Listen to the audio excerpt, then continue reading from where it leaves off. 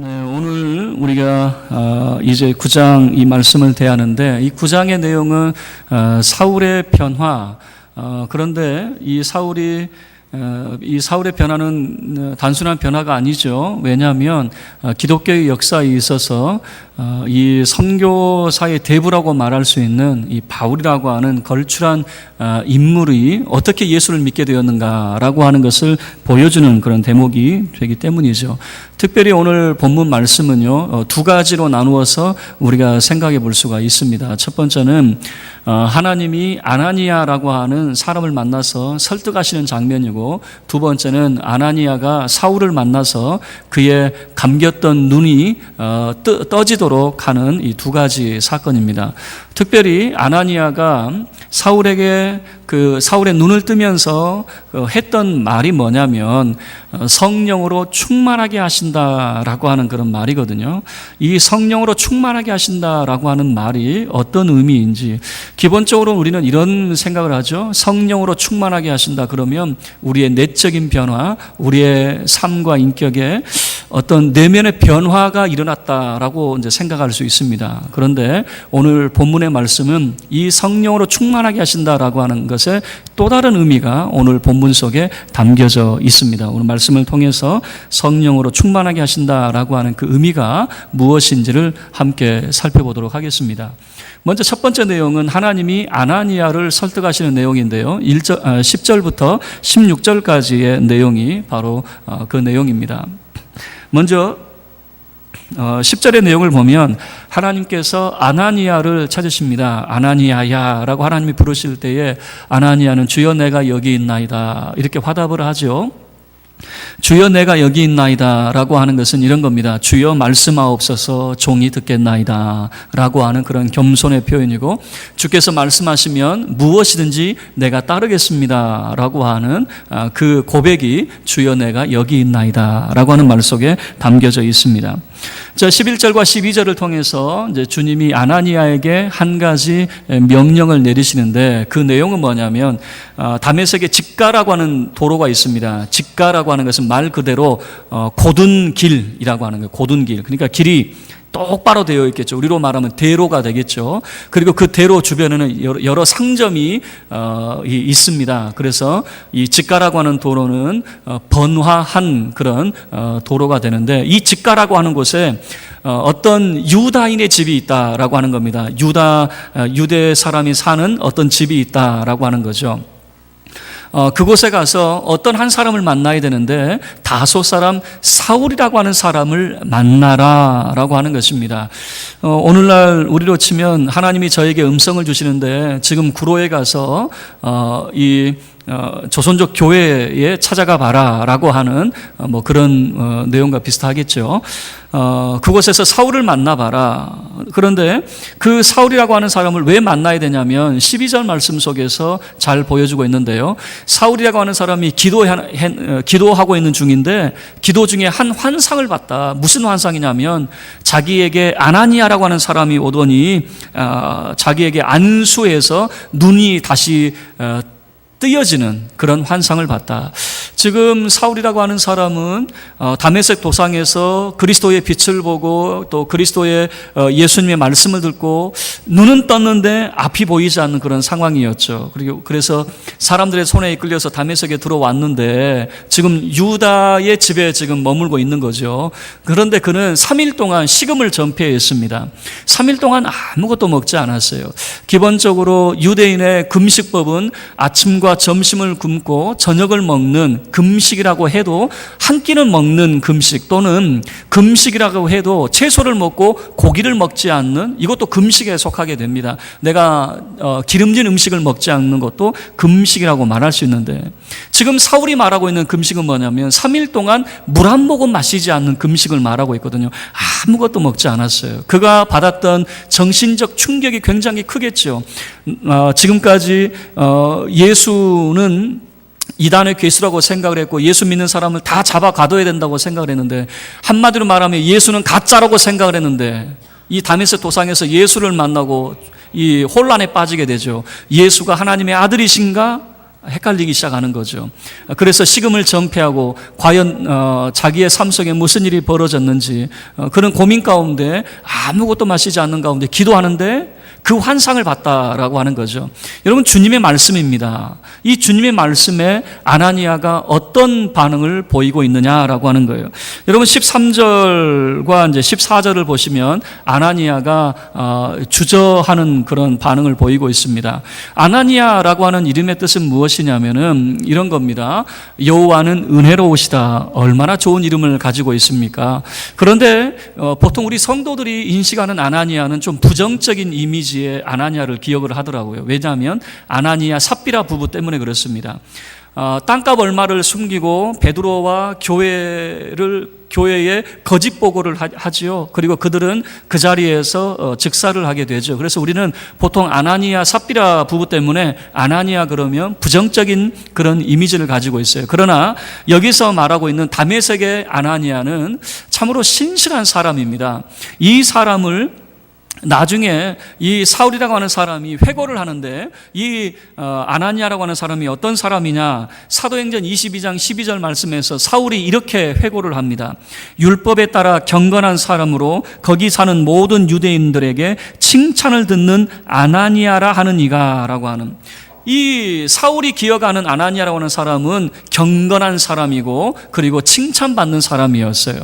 이 말은 뭐냐면 아나니아라고 하는 사람은 바로 신앙과 삶의 균형을 갖추고 있다라고 하는 것을 보여주죠. 대부분의 우리 성도들 보면 한쪽으로 치우쳐 있는 경우가 많이 있어요. 신앙에 치우쳐 가지고 교회 일에 열심히 하고 봉사는 하는데 가정은 별로 등한히 하고 자기 직장도 별로 등한히 하고 그래서 교회에서는 칭찬을 받는데 자기 가정과 또 직장에서는 욕을 먹는 사람이 있어요. 또 어떤 사람은 너무 삶에 치우친 나머지 교회 일에는 등한히 하는 그런 사람이 있거든요. 그래서 일반적으로 성도들을 보면 균형 잡힌 성도를 보기란 참으로 쉽지 않아요.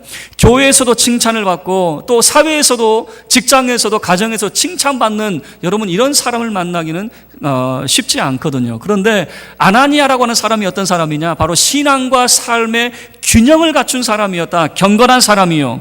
신앙적으로 그는 경건한 사람이요. 삶적으로는 칭찬받는 사람이었습니다. 라고 하는 것이죠. 그런데 이 아나니아에게 있어서 사울이라고 하는 존재는 매우 위협적인 그런 존재였습니다. 왜 그가 주저했느냐? 13절 말씀을 보면 내가 이 사람에 대해서 알아봤는데요. 이 사람에 대하여라고 하는데 바로 이 사울에 대하여서 내가 알아봤는데 여러 사람에게 들었다라고 하는 표현은 뭐냐면 한두 사람의 말을 들으면 편견일 수 있는데 여러 사람들의 말을 들어보면 이것은 이게 자기가 가지고 있는 것이 사실에 가깝겠죠. 자기가 들은 소식이 어떤 소식입니까? 13절 말씀을 보면 이 사람이 예루살렘에 해를 끼친 사람이에요. 다시 이야기하면 예루살렘 교회를 망가뜨린 사람이에요. 그리고 14절 말씀은 뭐냐면 이 사람이 이제 다메섹까지 올라와 가지고 우리 다메섹 교회도 이제 무너뜨리려고 하는 그런 사람 아닙니까? 내가 이렇게 알고 있는데요. 바로 이 사람이 어떤 사람인지 우리 교회에서 생각하면 아주 나쁜 사람입니다 라고 지금 말하고 있는 것이죠. 오카는 목사님은 이 부분에 대해서 이렇게 설명을 하고 있어요. 교회는 이긴다라고 하는 내용 중에 사울이 살기 등등하여 다메섹으로 향할 때 아마도 그의 손에는 체포자 명단이 있었을 것입니다. 그 중에 아나니아는 1순위에 있지 않았을까 생각됩니다. 체포자 명단, 다시 이야기하면 살생부 명단이 이 사울의 손에 있겠죠. 그런데 그 체포자 명단 1순위가 누구였겠느냐 그 말이에요. 아나니아였겠죠. 지금 사울이 이곳에 다메섹에 올라온 이유는 아나니아 이런 사람 잡으려고 올라왔는데 내가 그 사람을 만나야 됩니까? 라고 주저하게 되는 것이죠. 여러분, 우리가 하나님 말씀에 왜 이 사람이 즉각적으로 순종하지 못하고 이렇게 주저하고 있느냐? 여러분, 늘 우리가 이 순종에 대해서 말씀을 나눌 때에 우리는 순종보다는 복종이 옳다라고 말씀을 드렸죠.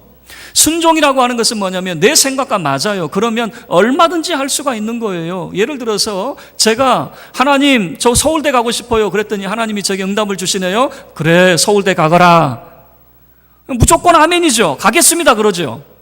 그런데 문제는 뭐냐면 하나님이 이렇게 답변하시는 거죠. 아니야, 지방대로 가거라. 하나님 서울대 가고 싶다니까요. 아니야, 지방대로 가거라. 어떻게 해야 돼요? 그때는 내 의견을 하나님의 뜻에 굴복시키는 복종이 필요하다라고 하는 것이죠. 내 의지와 맞지 않아요. 내 생각과 맞지 않아요. 그래도 내가 하나님의 뜻을 따르려고 한다면 그거는 순종이라기보다는 복종이라고 하는 편이 더 옳다라고 하는 것이죠. 여러분, 우리는 복종을 통해서라도 내 뜻을 하나님 앞에 굴복시킴을 통해서 하나님의 말씀의 순종의 자리에까지 이르러야 한다라고 하는 것이죠. 이 아나니아 하나님 앞에 고개를 저었어요. 저 못 가겠는데요. 고개를 저었어요.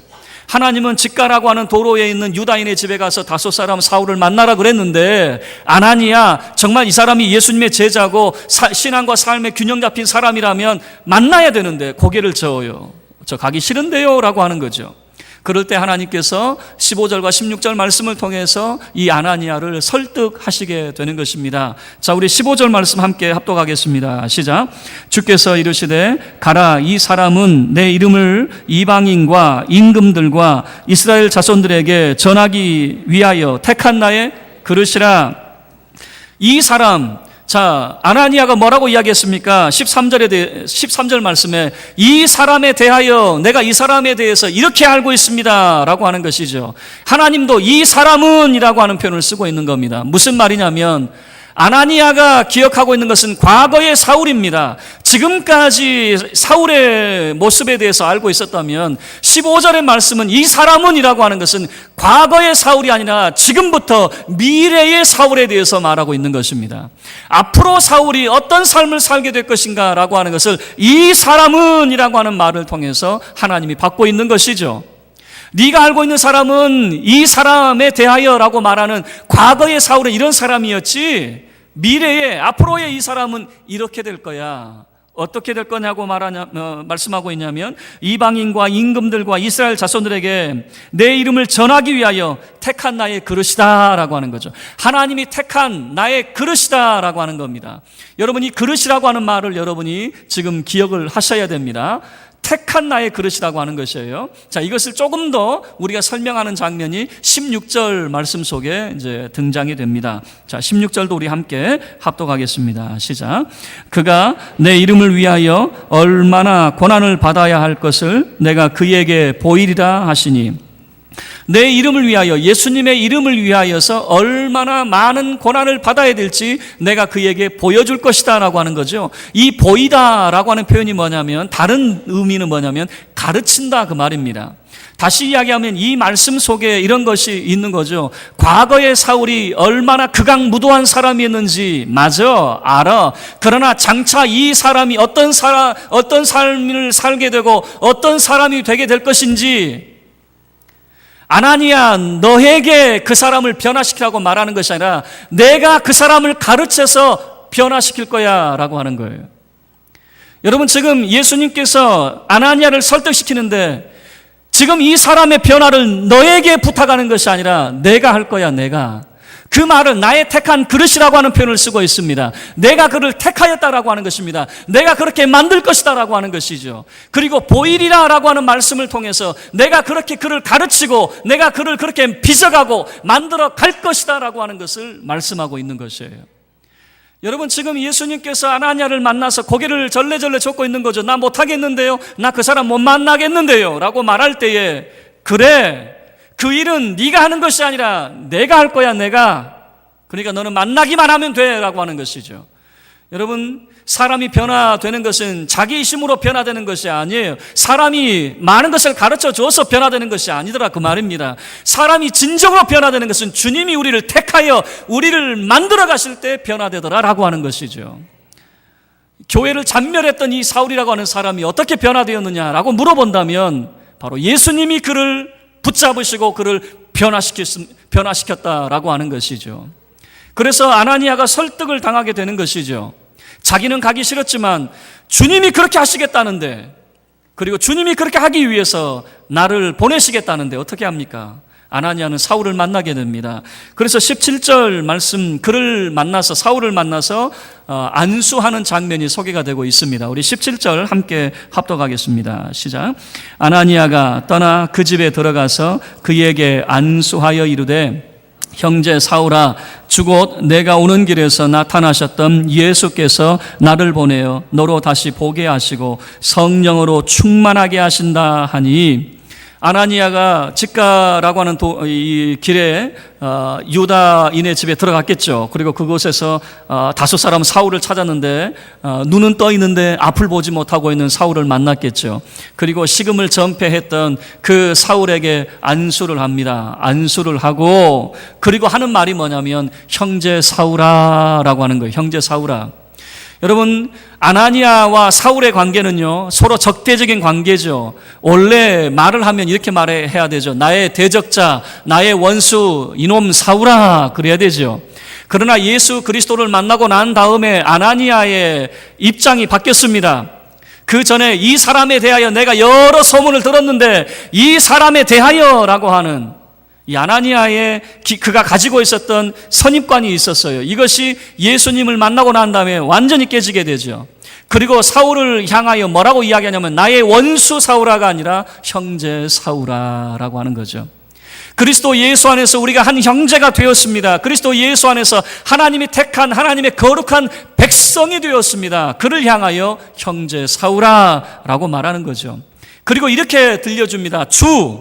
주님이 누구냐? 뒤에 바로 소개가 됩니다. 곧 내가 오는 길에서 나타나셨던 예수께서, 그 예수께서 나를 보내어 너로 다시 보게 하시고 라고 하는 거죠.